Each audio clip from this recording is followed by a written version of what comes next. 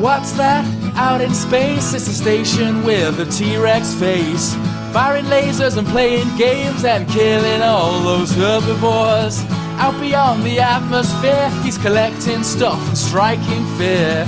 Come on board and grab a beer for gameplay vids and retro cheer.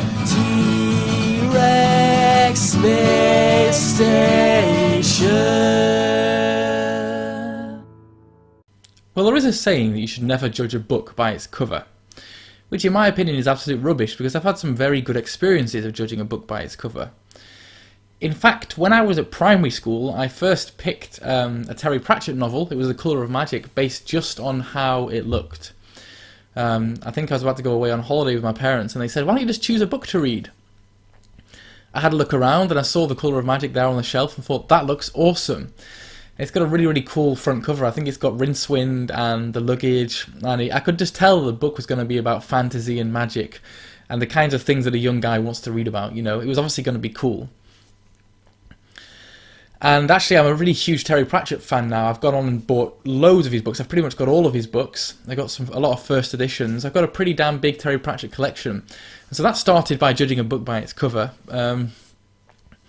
Another example that I would give would be, I used to sometimes go down to the Vinyl Exchange shop in Manchester, which is like a cheap second-hand CD store. And once I took a punt on an album based solely on how it looked. The album was The Masquerade Overture by Pendragon. And the front cover was just really, really cool. It just looks like it's going to be about fantasy and stuff, and wizards and magic and all those kinds of cool things. And I just could tell it was going to be really epic music based on the front cover, on the album artwork. And similarly to Terry Pratchett, I've actually gone on to be a huge Pendragon fan.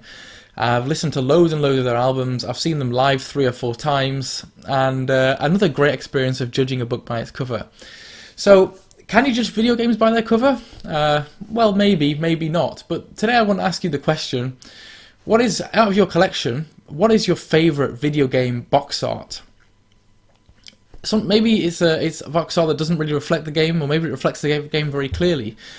But maybe it just made you want to buy the game. Maybe you saw it and didn't know how the game played and thought, that game's gonna be cool because of the box art on it.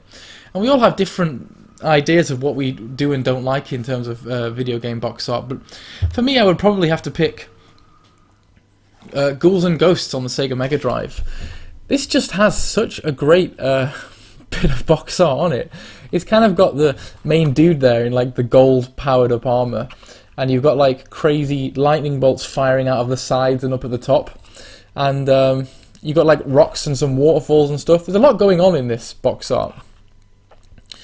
And then you've got some forest in the sort of middle ground, and then in the background you've got a massive demon with a huge arm reaching out to grab you.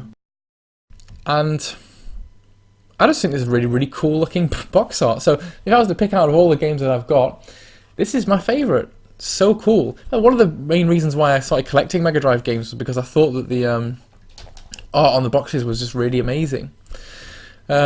Oh, I forgot another story actually. When I was a kid, my dad used to have a vinyl collection, and he had the first Iron Maiden album was the front vinyl in my bed. He used to store them in my bedroom, so just by my bed, if I turned my head that way, I would see this awesome picture of Eddie on the vinyl cover, and I just knew that band were going to be awesome. And then when I was much older as a teenager, I went and bought an Iron Maiden album just on how that first album cover looked, and went on again to really, really love Iron Maiden, and I've seen them time and time again. So I think it is actually pretty important how a game, how a CD, how a book is presented, what's on the front. It should tell you a lot about it.